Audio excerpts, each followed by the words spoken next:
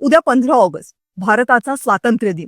पुढच्या वर्षी आपल्या स्वातंत्र्याची 80 वर्ष पूर्ण होतील. 80 वर्ष. कोणत्याही देशाच्या जडणघडणीच्या दृष्टीने विचार केला तर हा काळ फार मोठा नसतो. पण 80 वर्ष हा काळ इतकाही लहान नसतो की त्याचं काहीच मोजमाप करता येऊ नये. उद्याच्या स्वातंत्र्य दिनाची तयारी करताना आज मन खूप उत्साही नाहीये. आणि याला कारण आहे गेल्या काही दिवसात आपल्या देशात घडलेल्या घटना. गेल्या 2-1 महिन्यांपासून आपल्या देशात जे काही सुरू आहे ना, ते एकीकडे या देशाच्या भविष्याबद्दल नवी आशा देते, पण त्याच वेळी दुसरीकडे मनात प्रचंड चिंता आणि प्रचंड चीड निर्माण करते. परीक्षा नीट घ्या हे सांगायला आपल्या तरुण मुलांना रस्त्यावर उतरावं लागते आणि रस्त्यावर उतरल्यावर त्यांना पोलिसांच्या लाठ्या खाव्या लागतात. उपाशी पोटी आपली पोरं आंदोलनाला उतरतायत आणि त्याच पोरांच्या नावावर आपले नेते अवघं अधिवेशन वाया घालवतात. करोडो रुपयांचा चुराडा करतात आणि देशाला काय देतात? गोंधळ, घोषणा, टोमणे आणि शिव्या. जेव्हा आपले नेते दिल्लीमध्ये हा सगळा तमाशा करत असतात तेव्हा आपल्या देशातली नवी पिढी देशभरात काय करत असते, काय मागत असते ते जरा बघा. हा व्हिडिओ आहे बिहार मधला.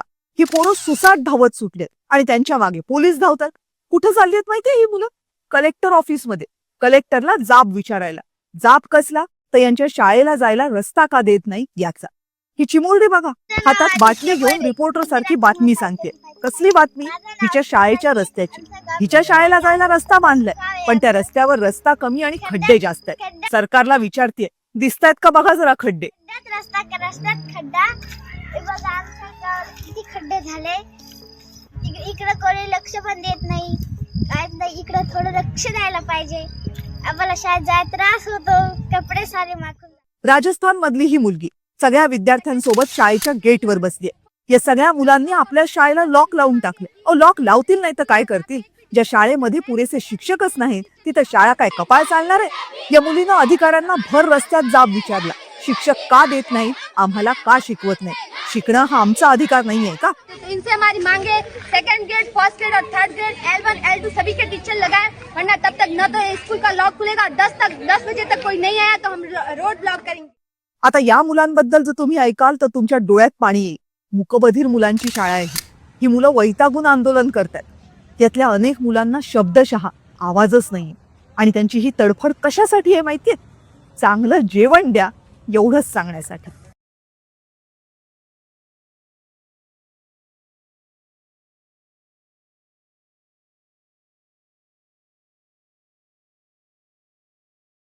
आता महाराष्ट्रातल्या भंडाऱ्यातला हा व्हिडिओ बघा. शाळेतल्या मुली चिडून भर रस्त्यात अधिकाऱ्यांना जाब विचारतात. का? कारण बस स्टॉपवर उभा असताना गावगुंड त्यांची छेड काढतात, त्यांचे फोटोच काढतात. पोलिसांना सांगितलं जातं पण पोलीस लक्ष देत नाही की या मुलींची तक्रार आहे. काल तोच माणूस माझ्या मैत्रिणीला नंबर मागत होता. मी त्याला म्हटलं तुला आई बहिणी आहेत का? तो मला शिवाय देते. पोलिसांनी फोन उचलला. कोणता पोलीस माझ्या भर रस्त्यात 15-16 वर्षांच्या मुली आवाजात चीड आणि डोळ्यात पाणी आणून जेव्हा हे विचारतात ना, तेव्हा कोणत्याही सभ्य माणसाची मान शर्मेनं खाली जाते. या मुली हे रोज भोगतायत, दिवसा ढवळ्या. हा व्हिडिओ त्या मुलींच्या सहनशीलतेचा अंत आहे. ही सगळी मुलं मुली 12 ते 17 वर्ष वयाचे. मोबाईलच्या भाषेमध्ये त्यांना जेन-जी, जेन अल्फा अशी नाव आहेत. भारताची $5 ट्रिलियन अर्थव्यवस्था ही मुलं बनवणार आहेत. भारताला जागतिक महासत्ता ही मुलं बनवणार आहेत. कशानं महासत्ता बनवणार आहेत? उपाशी पोटी की या अर्धवट ज्ञानानं? या सगळ्या व्हिडिओजनी ना गेल्या काही दिवसांमध्ये डोकं अक्षरशः भंजावून सोडलंय. आपल्या सडलेल्या आणि फाटलेल्या व्यवस्थेची लक्तरा आता या शाळेतल्या मुलांनी थेट वेशीवर टांगायला सुरुवात केली. टांगतील नाही तर काय करतील? कारण आपले नेते ते पक्ष फोडण्यात आणि पक्षांतर करण्यात मशगूल आहेत आणि या मुलांचे आईबाप ते त्या नेत्यांच्या पक्षांतराच्या सुरस कहाण्याचं घालण्यात मशगूल आहे. सरकारी व्यवस्थेचं तर फावलंच आहे. कारण हा इतका राजकीय मनोरंजनाचा तमाशा सुरू असेल तर व्यवस्था काय करते याचं कुणालाच काही पडलेलं नाही. त्यामुळे मुंबईसारख्या शहरात झाड पडून शाळेतलं पोर मेलं काय आणि गडचिरोलीतल्या जंगलातल्या आश्रमशाळेत साप चावून मुली मेल्या काय यांचं काहीच जात नाही हो. या मुलांचे हे व्हिडिओ सोशल मीडियावर हसून फॉरवर्ड करण्याचं मटेरियल नाहीये. आपल्या सडलेल्या शिक्षण व्यवस्थेचं ते नागडं दर्शन आहे. या व्हिडिओजमध्ये जी सगळी मुलं तुम्ही बघितलीत ना, ती सगळी सरकारी शाळांमधली मुलं आहेत.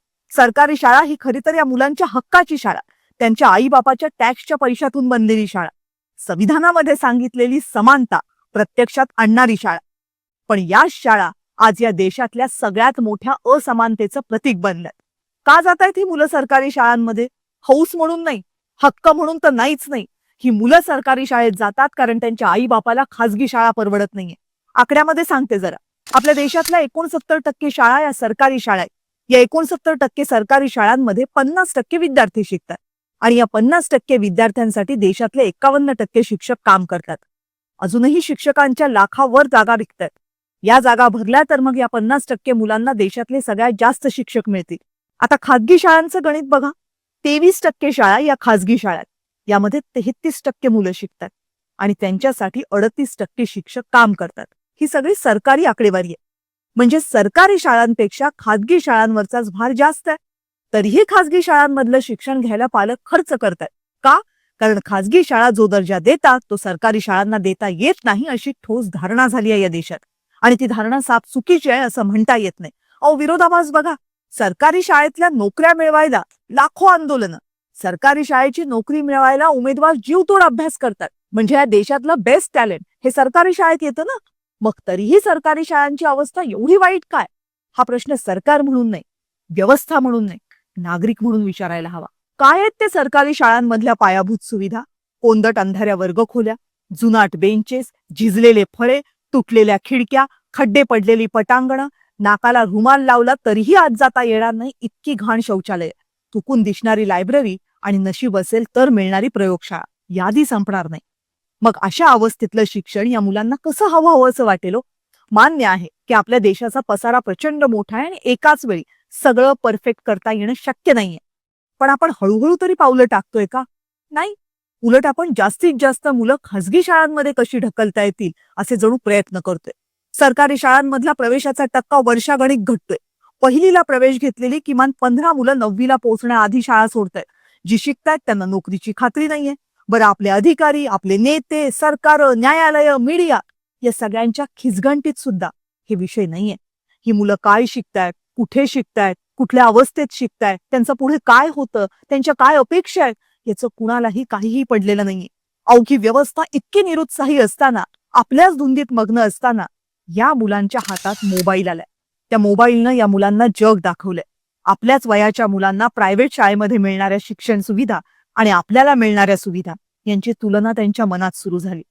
लाज वाटायची त्या सुविधांची आता त्यांना चीड येऊ लागली. आणि येणार कशी नाही? कारण त्यांच्या पुस्तकातली समानता त्यांना वास्तवात दिसतच नाहीये. साधं उदाहरण घ्यावं.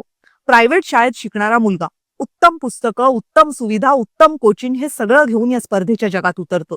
आणि गावच्या सरकारी शाळेत जमिनीवर बसून शिकणारा मुलगा तो जेमतेम शाळेच्या पुस्तकांवर या स्पर्धेमध्ये उतरतो. आणि या दोघांनी एकच परीक्षा द्यायची. एकच नीट परीक्षा ठरवणार की ही मुलं डॉक्टर व्हायला लायक आहेत की नाही. असं कसं? इथं प्रश्न गरिबी आणि श्रीमंतीचा नाहीये. इथं प्रश्न आहे ऍक्सेसिबिलिटीचा. इथं प्रश्न आहे इक्वल ग्राउंडचा. आपल्याकडे काय होतंय?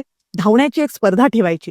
त्यातल्या एका स्पर्धकाला काजू, बदाम, तूप असं सगळं खायला घालून उतरवायचं आणि दुसऱ्याला 4 दिवस उपाशी ठेवायचं आणि एका पायाला दगड बांधून उतरवायचं आणि म्हणायचं करा स्पर्धा. ही स्पर्धा असेल का? नाही ना. मग आपली शिक्षण व्यवस्था जे करते ती स्पर्धा कशी म्हणावी? शाळेत जायला रस्ता नाही, रस्ता असेल तर बस नाही, बस असेल तर भाडं परवडत नाही, भाडं भरलं तर शाळेत शिक्षक नाही, शिक्षक असतील तर व्यवस्था नाही. कुठपर्यंत लढणार आहेत आपली मुलं? म्हणून आज रस्त्यावर आली आहे. एक गोष्ट लक्षात घ्या. दिल्लीतलं आंदोलन जेनझीचं होतं आणि या व्हिडिओजमध्ये ही जी छोटी छोटी पण लक्षवेधी आंदोलनं तुम्ही पाहताय ना ती बहुतांश जेन अल्फा आणि जेनझी आहेत. आपल्यासारखं इतिहासाचं ओझं घेऊन ही मुलं या व्यवस्थेमध्ये येत नाहीये. ती अपेक्षांचं, हक्काचं क्रेडिट कार्ड हातात घेऊन येत आहेत, जाब विचारतायत, अधिकाराची बात करतायत. यातले अनेक जण 2029ला पहिल्यांदाच मतदान करतील. नरेंद्र मोदींनी पहिल्यांदा पंतप्रधान पदाची शपथ घेतली तेव्हा जी मुलं 3 वर्षांची होती ती 2029ला ठरवणार आहे मोदींना चौथ्यांदा सत्तेत आणायचं की नाही. कारण त्यांची संख्या सगळ्यात मोठी असणार आहे. ही जेन अल्फा आणि जेनझी मिळून 2029ला किती मतदार असणार आहेत माहितीये? जवळपास 25 ते 28%. हा टक्का सगळ्यात जास्त मोठा आहे इतर जनरेशनच्या तुलनेत. म्हणजे 1/4 आहे. सोप्या भाषेत सांगायचं तर प्रत्येक 100 मतदारांमध्ये 25 ते 28 मतदार हे जेनझी असते. त्यामुळे मागच्या सरकारनं काय केलं असला भंपक राजकीय प्रश्न तुम्ही या मुलांना विचारूच शकत नाही. कारण जर तुम्ही असा प्रश्न त्यांना विचारलात तर त्यांचे तेव्हाचे पाळण्यातले चड्डीतले फोटो तुम्हाला दाखवतील. त्यामुळे त्यांच्यासाठीचे नॅरेटिव्ह हे इतिहासातले नसतील, ते आजचे असतील. तुम्ही दिलेत तर ठीक, नाही दिलेत तर त्यांचे ते सेट करतील. जसं त्यांनी आता शिक्षणाचा नॅरेटिव्ह सेट केलाय. ही मुलं तेच विचारतील जे त्यांना दिसते. ही मुलं तेच विचारतील जे त्यांना हवंय. ही मुलं तेच मागतील जो त्यांचा अधिकार आहे. ईडी, सीबीआय, FIR, डिटेन्शन यातली कुठलीही नोंद हत्यारं यांच्या विरोधात तुम्हाला कठोरपणे वापरताच येणार नाही.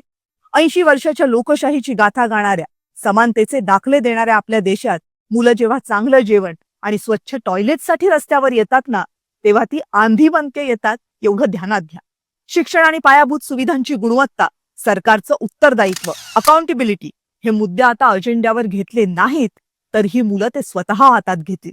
हे सगळं कितीही रोमॅन्टिक जरी वाटलं तरी व्यवस्थेसाठी स्वागतार्ह नाहीये. त्यामुळे अजूनही वेळ गेलेली नाही, जागं व्हा.